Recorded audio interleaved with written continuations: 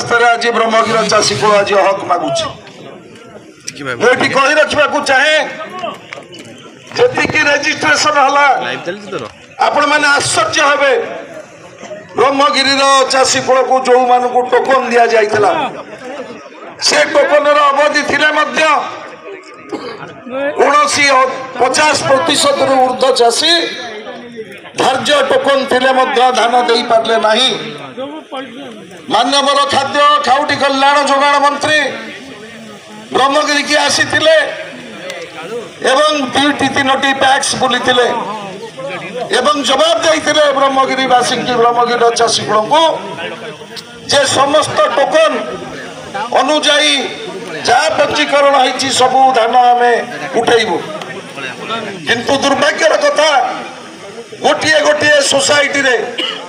गोटे गोटे ग्रीन गोला प्राथमिक समवाय समिति रे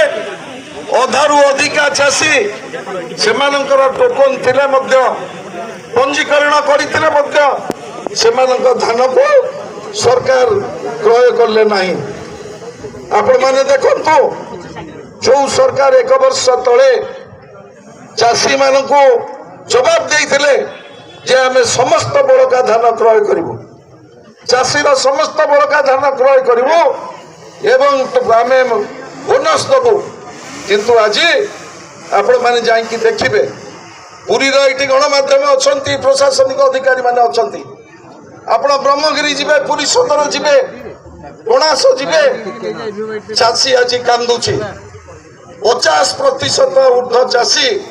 प्रत्येक समवाय समिति एपर्यंत धान रेजिस्ट्रेशन थिले टोकन थिले धान दे पारे ना आपण माने